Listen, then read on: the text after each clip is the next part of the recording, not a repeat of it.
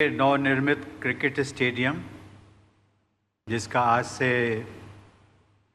नामकरण Narendra Modi cricket stadium का हो गया है, उसके उद्घाटन तथा सरदार वल्लभ भाई पटेल स्पोर्ट्स इनक्लेव के भूमि पूजन के अवसर पर प्रमुख रूप से उपस्थित गुजरात के राज्यपाल श्री आचार्य देवव्रत जी, केंद्रीय गृह मंत्री श्री अमित शाह जी, युवा कार्य एवं खेल राज्य मंत्री श्री किरण रिजिजू जी, उप मुख्यमंत्री श्री नितिन पटेल जी, राज्यसभा सांसद श्री परिमल नथवानी जी, बीसीसीआई तथा गुजरात क्रिकेट एसोसिएशन के अन्य पदाधिकारीगण, सरदार वल्लभ भाई पटेल स्पोर्ट्स इनक्लेव से जुड़े सभी पदाधिकारी, क्रिकेट प्रेमी भाइयों और बहनों, केम छो।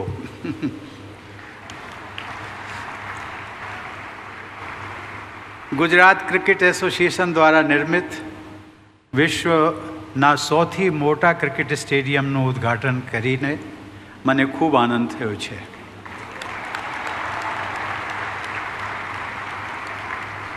આ પ્રસંગે હું તમામ દેશવાસીઓ અને ખાસ કરીને ક્રિકેટ ચાહકોને अभिनंदन पाठवूँ छूँ.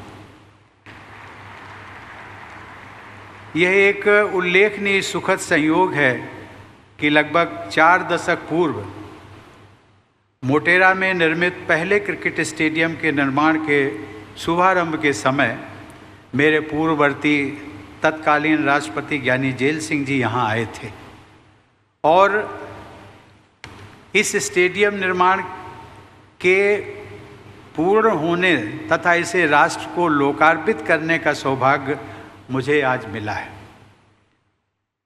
गुजरात सरकार द्वारा इसी परिसर में बनाए जाने वाले सरदार वल्लभ भाई पटेल स्पोर्ट्स इनक्लेव का आज भूमि पूजन करके भी मुझे बेहद खुशी हो रही है.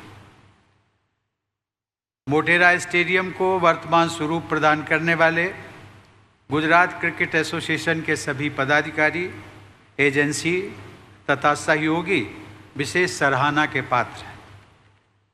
मुझे बताया गया है कि यह स्टेडियम विश्व में सबसे बड़ा साथ सुविधाओं की दृष्टि से भी सर्वश्रेष्ठ है. इस अति आधुनिक और भव्य स्टेडियम की परिकल्पना व निर्माण योजना प्रधानमंत्री श्री नरेंद्र मोदी द्वारा तभी पूरी कर ली गई थी जब वो गुजरात के मुख्यमंत्री थे. उस समय वो गुजरात क्रिकेट एसोसिएशन के अध्यक्ष पद की जिम्मेदारी निभा रहे थे. उनके बाद एसोसिएशन के अध्यक्ष का पदभार केंद्रीय गृह मंत्री श्री अमित शाह ने संभाला और उनके कार्यकाल में इस स्टेडियम का निर्माण कार्य पूर्ण रूप से संपन्न हुआ. देवियों और सज्जनों, नवंबर 2018 में ऑस्ट्रेलिया की अपनी विदेश यात्रा के दौरान मैं मेलबर्न भी गया था. तब मुझे बताया गया था कि 90,000 दर्शकों की क्षमता से युक्त मेलबर्न क्रिकेट ग्राउंड विश्व का सबसे बड़ा क्रिकेट स्टेडियम था. आज हम सभी देशवासियों के लिए गर्व की बात है कि 1,32,000 दर्शकों की क्षमता के साथ मोटेरा का ये स्टेडियम आज विश्व का सबसे बड़ा क्रिकेट स्टेडियम बन गया. मुझे यह जानकारी दी गई है कि इस स्टेडियम में होने वाले डे नाइट मैचों के लिए एलईडी लाइटिंग से रोशनी की विशेष व्यवस्था की गई है. किसी भी अन्य स्टेडियम में इस्तेमाल हो रही लाइटिंग की तुलना में यहाँ लगभग आधी बिजली खर्च होगी. ऊर्जा का इतना किफ़ायती सक्षम उपयोग विशेष सराहनीय है. ग्रीन बिल्डिंग सर्टिफिकेशन की गोल्ड रेटिंग से युक्त यह स्टेडियम इको फ्रेंडली विकास का एक अच्छा उदाहरण भी है. यह स्टेडियम विश्व पटल पर अपनी मजबूत पहचान बनाने वाले आज के भारत की आकांक्षाओं और क्षमताओं को प्रदर्शित करता है. देवियों और सज्जनों, भारत ने जो वर्चस्व क्रिकेट में हासिल किया है वह इस विश्वास को मजबूत करता है कि अन्य खेलों में ही नहीं बल्कि विकास के क्षेत्रों में भी हमारा देश विश्व में ऊंचा स्थान प्राप्त करने की क्षमता से परिपूर्ण है. भारत और इंग्लैंड के बीच टेस्ट मैच के आयोजन के साथ आज से इस स्टेडियम में अंतर्राष्ट्रीय क्रिकेट मैचों की शुरुआत हो रही है। मुझे विश्वास है कि यहाँ की अति आधुनिक सुविधाएं खिलाड़ियों को श्रेष्ठ प्रदर्शन करने और दर्शकों को मैच देखने का विशेष अनुभव प्रदान करेंगे। भारत को पावर हाउस ऑफ क्रिकेट अथवा हब ऑफ क्रिकेट भी कहा गया है, इसीलिए यह सर्वथा उपयुक्त है। सबसे बड़ा क्रिकेट स्टेडियम भी अब हमारे देश में ही है। हमारे बहुत से युवा क्रिकेट खिलाड़ी छोटे गांव व शहरों से निकलकर आर्थिक तंगी के बावजूद अपने संघर्ष व कड़ी मेहनत के बल पर आगे बढ़ रहे हैं और क्रिकेट में देश का नाम रोशन कर रहे हैं। गुजरात क्रिकेट एसोसिएशन द्वारा प्रोत्साहित किए गए अनेक प्रतिभाशाली खिलाड़ियों में जसप्रीत बुमराह और अक्षर पटेल जैसे आज के लोकप्रिय क्रिकेटर भी शामिल हैं।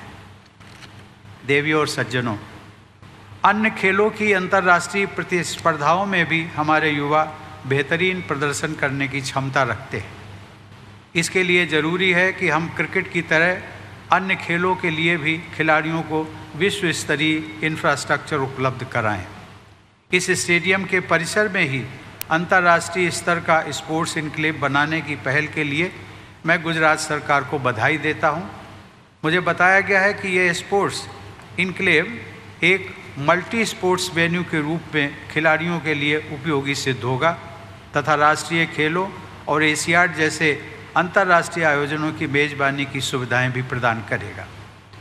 मुझे जानकारी दी गई है कि यह पूरा इनक्लेव अंतर्राष्ट्रीय मानकों के अनुसार और सस्टेनेबिलिटी के मापदंडों के अनुरूप विकसित किया जाएगा। मुझे पूरा विश्वास है आने वाले समय में वल्लभ भाई पटेल स्पोर्ट्स इनक्लेव अहमदाबाद शहर को स्पोर्ट्स इंफ्रास्ट्रक्चर की दृष्टि से पूरे विश्व में एक नई पहचान दिलाएगा।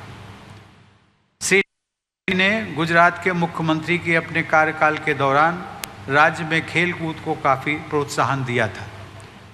जैसा कि केंद्रीय खेल मंत्री और केंद्रीय गृह मंत्री के संबोधनों से हम सबको ज्ञात हुआ है कि केंद्र सरकार द्वारा पूरे देश में खेल की एक नई संस्कृति विकसित की जा रही है। खेलो इंडिया तथा फिट इंडिया जैसे अभियान देशवासियों में स्वास्थ्य तथा खेल कूद के प्रति रुझान पैदा कर रहे हैं। टारगेट ओलंपिक पोडियम स्कीम यानी टॉप्स जैसे कार्यक्रमों से खेल जगत में भारत की प्रतिभाशाली उपस्थिति दर्ज कराने के प्रयास किए जा रहे हैं। खेलों से जुड़ी आधुनिक सुविधाएं विकसित की जा रही हैं। खेल प्रतिभाओं की पहचान करके उन्हें विशेष प्रशिक्षण दिया जा रहा है। खेल सुविधाओं का विकास तो महत्वपूर्ण है ही, उससे भी अधिक महत्वपूर्ण यह है कि व्यापक स्तर पर प्रतिभाशाली खिलाड़ी इन सुविधाओं का लाभ उठा सकें। फैसिलिटी तथा एक्सेस टू फैसिलिटी दोनों ही जरूरी हैं। पिछले वर्ष एक समाचार पत्र से मुझे ये जानकारी मिली थी कि दिल्ली में ढाबे में काम करने वाला एक होनहार साइकिलिस्ट बालक दिल्ली में राज्य स्तर की प्रतियोगिता में उधार ली हुई साइकिल चलाकर सिल्वर मेडल जीत चुका था, लेकिन उपयुक्त ट्रैक पर साइकिल चलाने का अभ्यास नहीं कर पाने के कारण वह साइकिलिंग फेडरेशन ऑफ इंडिया की एकेडमी में प्रशिक्षण के लिए होने वाले चयन में विफल हो रहा। उसके पास अच्छी साइकिल नहीं थी तथा ट्रैक के उपयोग के लिए प्रवेश शुल्क के पैसे भी नहीं थे। उस बच्चे को राष्ट्रपति भवन द्वारा एक नई साइकिल दी गई, आधुनिक नई साइकिल। उसके लिए ट्रैक का इस्तेमाल करने प्रदान की गई। उसके बाद वो साइकिलिंग फेडरेशन द्वारा प्रशिक्षण के लिए चयन में भी सफल हुआ और मुझे ये बताते हुए खुशी हो रही है कि अब उस बच्चे को स्पोर्ट्स अथॉरिटी ऑफ इंडिया की ओर से प्रशिक्षण तथा आवश्यक बुनियादी सुविधाएं भी प्राप्त हो रही हैं। ऐसे अनेक होनहार बेटे बेटियां आर्थिक अभाव, दूर दराज के इलाकों में रहने या अन्य रुकावटों के कारण अपनी प्रतिभा के अनुरूप प्रशिक्षण का अवसर नहीं प्राप्त कर पाते। युवा खिलाड़ियों को सुविधाएं उपलब्ध कराने के प्रयास किए जा रहे हैं। उन प्रयासों को और भी व्यापक स्तर पर आगे बढ़ाने से हमारे देश में छुपी खेल प्रतिभाओं को निखरने का मौका मिलेगा। अच्छी खेल सुविधाएं और खेलों में उत्कृष्टता किसी भी देश के विकास का मापदंड भी होते हैं। टीम भावना विकसित करने में खेलों का महत्व सभी मानते हैं। स्वस्थ प्रतिस्पर्धा की संस्कृति का आधार भी खेल के मैदानों में तैयार होता है। निस्वार्थ भाव से टीम की विजय के लिए अपना योगदान देने की भावना का संचार भी खेलों के दौरान होता है। खेल के मैदानों में केवल शारीरिक विकास ही नहीं होता, बल्कि चरित्र निर्माण भी होता है। मुझे विश्वास है कि देश की स्वस्थ युवा पीढ़ी एक अच्छे समाज एवं विकसित राष्ट्र के निर्माण में अपना योगदान करती रहेगी। इसी विश्वास के साथ आज शुरू होने वाले टेस्ट मैच के लिए मैं भारत व इंग्लैंड दोनों टीमों के सभी खिलाड़ियों को अपनी शुभकामनाएं देता हूं और एक बार फिर आप सबको इस क्रिकेट स्टेडियम के उद्घाटन तथा मल्टी स्पोर्ट्स फैसिलिटी के शिलान्यास की हार्दिक बधाई देता हूं। खूब खूब अभिनंदन, खूब खूब शुभेच्छाओं। आभार। जय हिंद।